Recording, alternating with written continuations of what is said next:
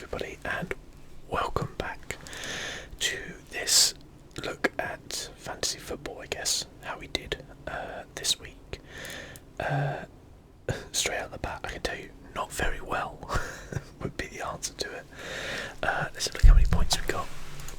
Oh, and I usually I have this in like full screen mode, but I thought I'd leave it so that I can switch to the table more easily and stuff like that. So yeah, we got 26 points.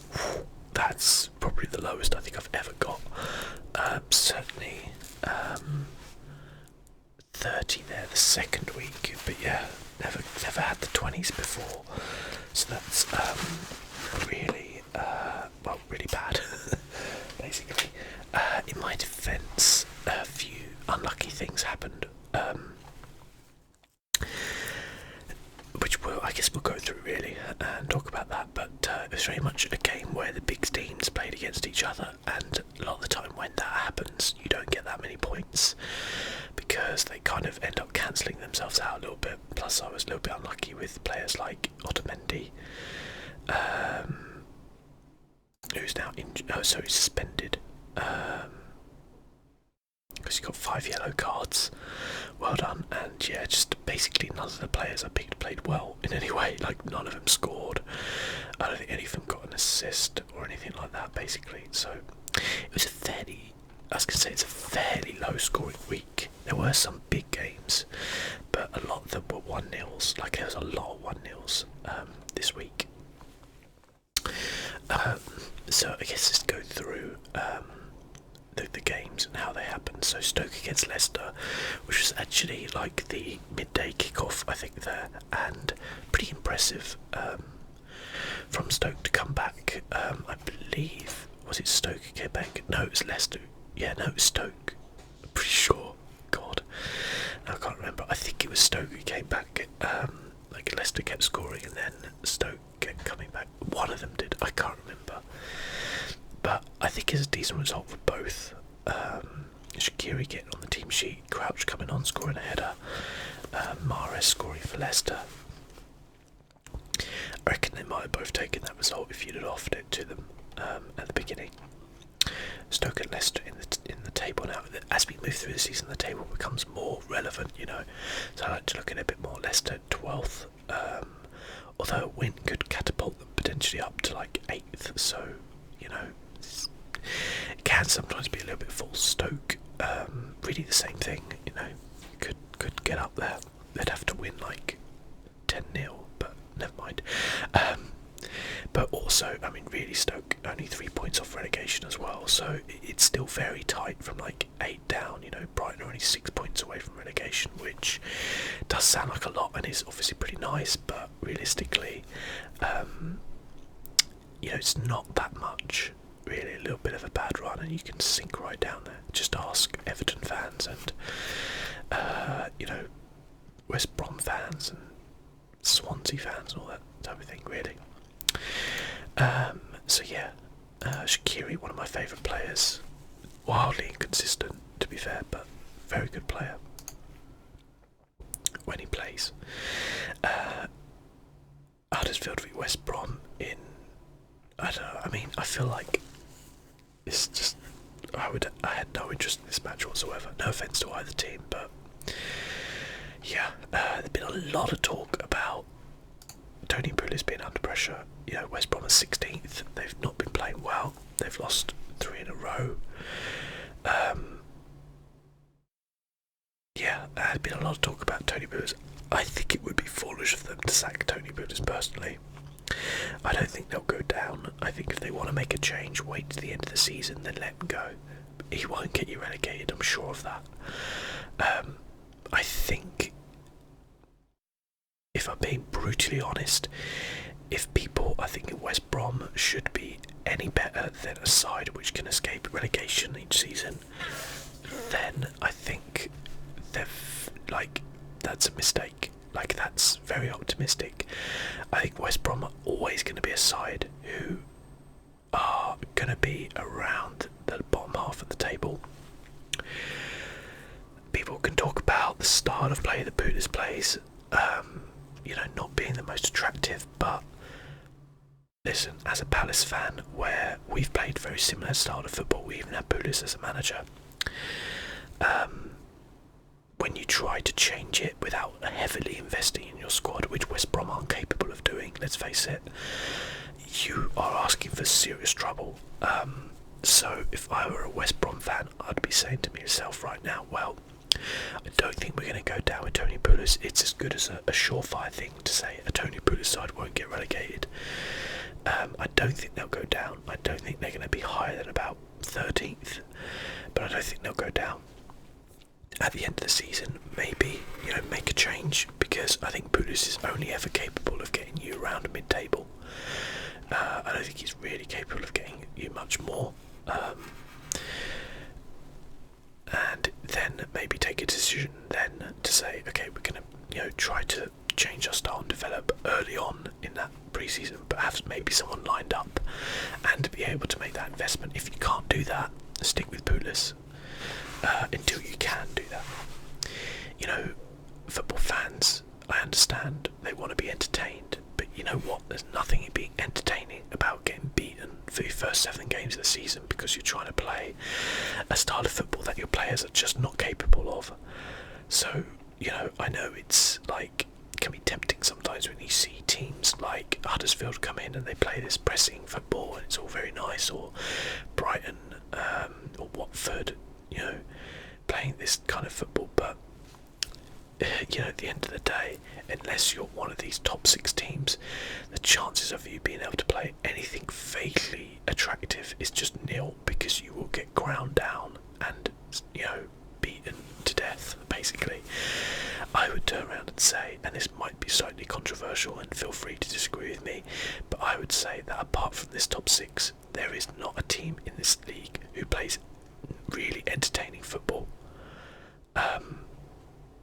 Who goes out and looks to entertain. Bournemouth, you could argue, do a little bit.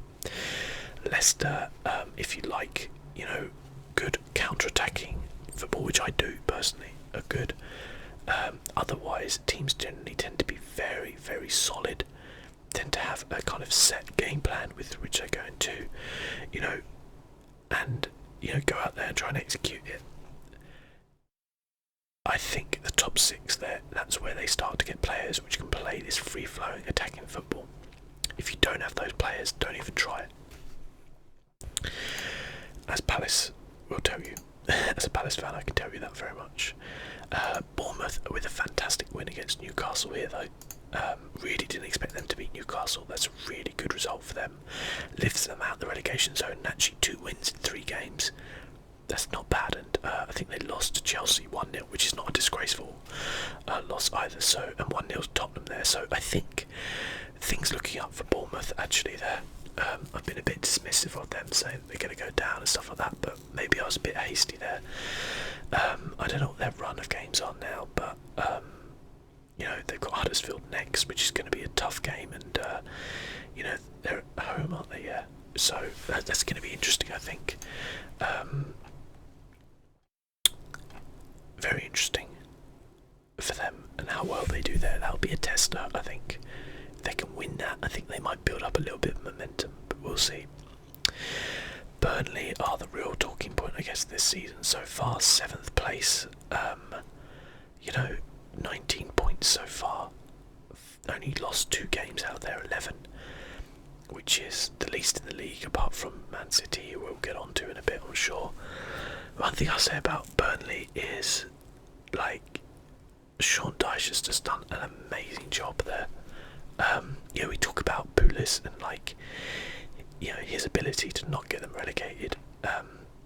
One of the things which these managers do so well is they're there with limited players, and they know that, and they just, they get 100% out of those players, So every single Burnley player is playing to the maximum potential that they have, really. They buy, well. They don't tend to go for, foreign players too much, that I've noticed. They tend to try and get, tried and tested, players. I think the one exception for Burnley would be Stephen Defoe, isn't it? I think in midfield, who was. generally tend to go for just like really solid players they know are going to give 100% for them, and it's working for them. And Sean Dyche deserves a lot of credit for that. My one thing I would say is that so often we see, people are like, oh, Sean Dyche, he should be getting a bigger job. He should be trusted with a bigger job where he's got money to spend, stuff like that. But a lot of the time, these managers, they struggle when they get a bigger job. They don't know how to deal with it when they have the money to spend, or when they're dealing with flair players, or when they're dealing with, star players, as it were. It can be very difficult. It's a different skill set. And I mean, if you look at Burnley, they've only scored 10 goals, which is pretty low.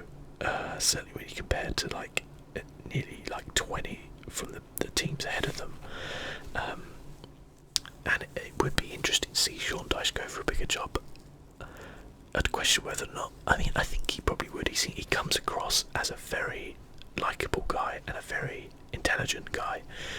So, but I don't know, what he could do better at, another club. If, say, for example, I mean, let's face it, he's not going to get a top 6 job. That's always probably going to. These will always probably go to foreign managers, just because that's the style. So, Everton, that'd be a job I'd like to see him go to. How well would he do there? Potentially Leicester, Southampton, even a Stoke, teams with a bit more money. West Ham, we'll talk about them as well, don't worry. But you question how well would he do outside of a team which has that mindset of a siege mentality. I don't know. Maybe I am underestimating him. Maybe he would do very well. There's something to be said for a manager which can just drill a team really well. Seeing things you see about Burnley, they don't often concede goals to set pieces, or they don't concede a lot of goals, and that is really a sign of a well-run team, a very well-trained team, and I think he's doing a fantastic job there. And Chris Hughton too at Brighton, he's doing an amazing job at Brighton. I've spoken many times about the fact that Brighton are Palace's rivals, but I don't feel that at all, because I actually like Brighton a lot. And Chris Hughton was a manager who, for a long time, got zero credit.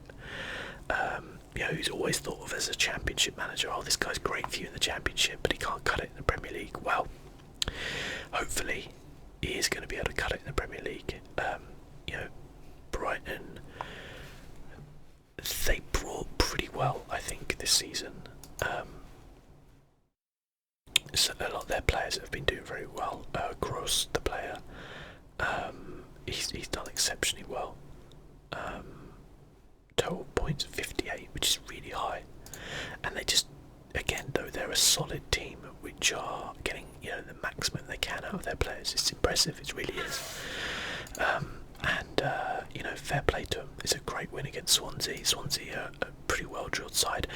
I think I was speaking about last week about, I think Paul Clement is a little bit overrated because of his time with Ancelotti. I think there's a big difference between being an assistant manager and the main manager, and it doesn't always translate that if you're a fantastic assistant you're going to be a great manager. That doesn't necessarily translate very well. So I don't rate Swansea's chances, but we'll see. Now, Liverpool smashed West Ham 4-1. Salah just being phenomenal. Mane obviously phenomenal. Chamberlain actually scored. West Ham sacked Slaven Bilic. It was always coming, wasn't it? Let's face it. They have been atrocious, really. They got that win that kind of turned it around a bit, but yeah, they've been. I feel embarrassed that Palace drew with them now, but should have beaten them. But they lost that 3-0 to Brighton. I'm surprised he didn't get sacked then. Drew with Palace and lost 4-1 to Liverpool. Liverpool are a good side, but I mean, they just looked awful. They looked really bad. West Ham have got a good side, You know, Joe Hart in goal, who I think is a little bit past his best, let's be fair, but good player. You know, Zabaleta, Byram, Fonte, Lanzini, Michael Antonio, they have good players. You know, Andy Carroll, Chicharito, Arnautovic, Andre Ayew, they have really good players. They're a side which should be like mid-table at least, and they have just looked awful. And as much as people can blame the move to the new stadium, well, Tottenham moved to a new stadium this season, and that isn't even their own, and they're still doing well. So, yeah, he had to go. David Moyes is supposed to be the guy to replace him. I feel sorry for you West Ham fans if that's the case. I don't rate Moyes at all. If you look at Moyes, yeah, he did a great job at Everton, but like when he left Everton and went to Man United, he did an awful job. He went to Real Sociedad, did an awful job. Went to Sunderland, did an awful job. He's just, I don't know, he's lost his mojo, I think, really. I think he built something out of Everton and he had time to build and got comfortable there, and never really extended out that team to anything better than what it was. But like, he's been found out. I think Moyes is not a great manager, and I don't think he deserves to get the Everton job. Sorry, Everton job, West Ham job. But maybe he will. Maybe he'll get the Everton job, I don't know. But then again, who else is there at the minute? What they can do, get Sam Allardyce back at West Ham. Yeah, that would go down really well. So, I don't know, it's a tough one. Yeah, I feel sorry for West Ham fans. It's not nice to, you know, be positive at the beginning of the season, buy in some players who are like, yeah, we look decent, and also have a manager who has an affiliation with the club. You know, that ties into it a lot as well, because I don't think Slaven Bilic was ever like Mr. West Ham or anything like that. I think he only played like 1 or 2 seasons there. But when you have a manager who is an ex-player, you know, we had Pardew obviously at Crystal Palace, then it feels good. It feels like, you know, more connection to the club. It feels like it just feels good, you know. Bournemouth with Eddie Howe, I'm sure, feel like the same way there. You know, you could kind of feel like they're going to be a bit more stable and not just like run off when the next big job comes up. But you know, and it hurts a lot too when they leave, and you know, so I feel for West Ham fans, but it's not nice to have somebody who's revered at your club to get sacked as their manager. That's the way it goes, really. Football, it's a results business, and you cannot afford to lose 4-1 to Liverpool. I mean, Liverpool just ripped them apart, and they will do that. Liverpool are a good side, inconsistent, I think, against a lot of other teams, but a good side. Now, Crystal Palace v Tottenham. Well, we lost 1-0, but I don't think that betrays what was a very good Palace performance. Unfortunately, performances don't allow you to stay in the Premier League. Points allow you to do that, and we are still rooted at the bottom. We are 6 points away from safety right now, and we need to win games. You know, we've only scored 4 goals in the Premier League this season. We've conceded 22, which is the second highest, I think. Yeah, second highest. Only West Ham conceded more, but they've scored 11. So you have the worst goal difference. We had that win against Chelsea and a draw against West Ham. We lost to Newcastle 1-0. We lost to Tottenham 1-0. Don't get me wrong, we've played well in these games. We have actually played well. You know, Spurs are a really good side, and it was a really good goal from Son, and they had a keeper who made some good saves, but like Zaha missed a sitter, to be fair, and you've got to take those chances. We're in, you know, dire straits right now. We've got to take those chances. One thing I will say, our run up now is in our hands. We've got, you know, Everton next, after a bit of a break, international break. I mean, they're for the taking right now. We've got Stoke after that, we've got Brighton after that, and we've got West Brom after that, and then Bournemouth. So they are winnable games for us, and we have got to make moves there. We really do. I will say, from everything I've heard, and the bits I've seen, Roy Hodgson has done a good job so far, so I may well end up eating my hat about Roy Hodgson, because I was not happy with that appointment, but it seems to me that we've looked pretty well disciplined, we've looked sharp going forward with Townsend and Zaha. Probably need Benteke to come back from injury soon. But because we're playing like I think we're still playing like Saka up front. I don't know. But Saka in defence, by the way, very good. And Liverpool fans, I think, like if you saw how well Saka dealt with Harry Kane compared to how well Lovren dealt with Harry Kane. I mean, obviously Saka fell out with Klopp, like without a doubt, at his time at Liverpool. But I think Saka's a very, very good defender. Ruben Loftus-Cheek just got called up to the England squad as well, the full England squad, which was a surprise. But fair play to him. It's friendlies, I know, but hopefully he can do well there. Spur him on a bit. Excuse the pun. But Spurs, I think, laboured to that win. They were missing Ali, who is obviously an important player for them. Don't know if he's going to be fit for the next match. We'll have to wait and see. But it's they're hanging in there. Put it this way: they're third, equal on points with Man United, only goal difference. And they're hanging in there, so we'll see. Had obviously a fantastic result against Real Madrid in the Champions League. It was absolutely phenomenal. Played really well. They have Arsenal next. That's going to be fantastic. I will look forward to that one. But overall, I think they're doing well. I think with Spurs. Man City, Arsenal. Well, it was always written on the wall to be a Man City win. I think, like I've been saying, be cautious with Man City because last season they did really well and then they dropped off. I mean, you can't argue with 10 games won, 1 drawn. They're unbeaten. They've scored 38 goals. The nearest to them is 23. They've only conceded 7.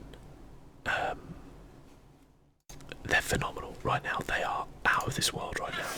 They could well be currently the best side in the world. Their attacking is just like something else, They have a squad where they can afford to lose. Like Aguero, their top all-time scorer, and almost play better without him in some games.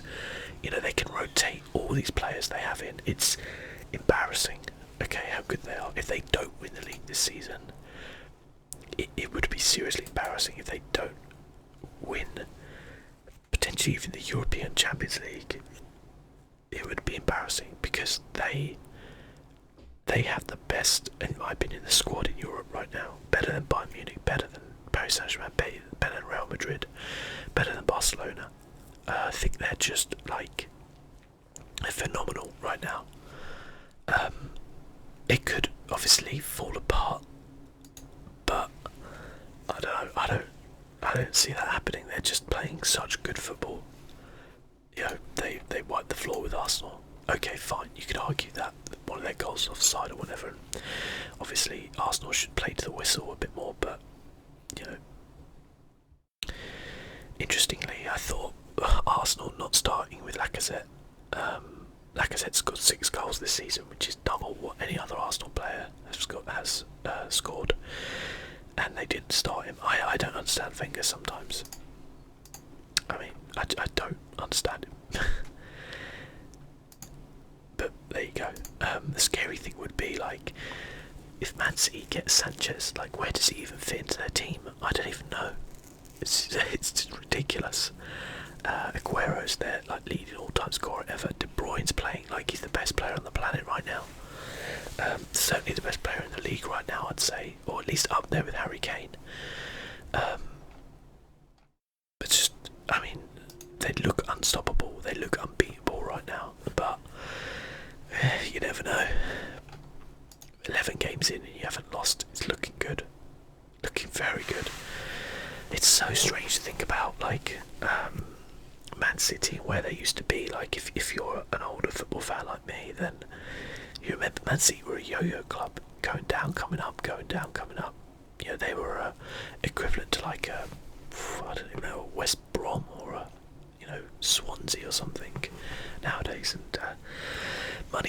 things, you know. It really does. There we go. Now Chelsea, Man United. Man, good result for Chelsea, obviously. Going back after these, 2 losses. Crystal Palace one, that's hilarious. To get bounced back, 3 in a row, 4-2 Watford, 1-0 Bournemouth, 1-0 Man United. They're hanging in there. I can't see, at the minute, Man City are 8 points clear, and that's after 11 games.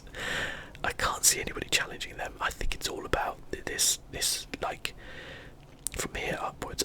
No disrespect to Burnley, but I don't think they're going to challenge for a Champions League place. I don't think Arsenal are, frankly. I think it's probably like these 4 battling out for Champions League places and who can get second place, because, yeah, do you know, what are you going to do? Like, Man United at the minute look like they're seriously missing Paul Pogba. Chelsea have kind of need to get it together a little bit. They need to strengthen their squad as well. Spurs are capable of beating Man City at their best, but again they're a little bit like getting some injuries and stuff like that right now, and yeah, I feel like they're not at their best anyway. They're scraping through a few games, and yeah, bad loss really. I think Man United were a little bit more adventurous than people thought they were going to be, probably in retaliation to the fact that Man City are just running away with the league right now, so they're like, oh shit, it's probably not good enough for us to actually draw with Chelsea. But I think that's got to hurt Mourinho to go to Chelsea with Man United and lose. That's just going to hurt him, I reckon. Next up for these teams, I guess, they've got Newcastle at home. Arsenal, Spurs obviously going to be pretty good. Liverpool, Southampton, and who are Chelsea playing? Sorry, I'm blind. West Brom away. So, we'll see, I guess, but it's going to be interesting. It'll be an interesting season, definitely. But I think Man City are going to run away with it now, if they haven't already. Everton scoring late on to get a win over Watford. Everton still without a manager. Really good squad. Again, I was saying about West Ham, Everton squad is really good, and the fact that they are, this close to relegation zone is obviously the reason that Koeman got sacked. I don't know who they're going to get in. I haven't seen actually any of the rumours of who they're going to get in, but they've got to start making some movement. I think lack of goals is a serious problem for them though. Like, they didn't replace Lukaku, and that's going to hurt them this season. But we'll see. So yeah, tasty fixture next time. It's got to be Arsenal Spurs, I think. Palace Everton, I think I'm looking forward to that game. That should be very interesting. I would imagine Everton will have a new manager by then. There's an international break, so we've got like nothing next week. It's the week after that we'll have things, so that'll be interesting. And I think probably something like a Man United Newcastle might be quite an interesting game as well. And maybe Moyes will be in for that West Ham game if he gets the job, I guess, which he may already have done by this time. I haven't checked. So in terms of my team, just an all-round pitiful performance really. I'm not going to make any changes, obviously. We've got such a long time to go until then, and Ali could be back by then. Kane's might not play. Otamendi's suspended, so I'll have to change him out, but it could be that I switch him for Ali, and we'll see anyway. We'll see. I can't believe I don't have more Man City players, to be honest. I'm kind of a fucking idiot, aren't I? But there you go. What was the highest point team? The highest point team had Pope in goal, Azpilicueta, Morata as captain, Salah. It's a decent squad, I guess. And they played their bench as well, and they had Shaqiri on the bench. Who the hell is Lossell? Oh, he's the Huddersfield keeper, okay, didn't even know that. Glenn Murray as well, got to say about Glenn Murray, okay. Glenn Murray is a ex-Palace forward, a Palace legend as well. A really good forward, type of forward who just is really horrible to play against. And the last 3 games, he's scored 4 goals. You know, after coming back from not really starting that many games, and then he got a bit of a run, and now he's scoring. He is just a really good striker in my opinion. Yeah, he might be somebody I decide to give a shout to. Although they have got Man United next, so maybe not. No, sorry, they have got. They got Stoke next, so maybe I will have a look. Abraham didn't do so well after the last few games, has he? So maybe we'll drop him. Anyway, let me know you guys are going to change how well you did, because you must have done better than 26 points. But till then, guys, thanks for watching. As always, my pleasure, and I'll catch you next time.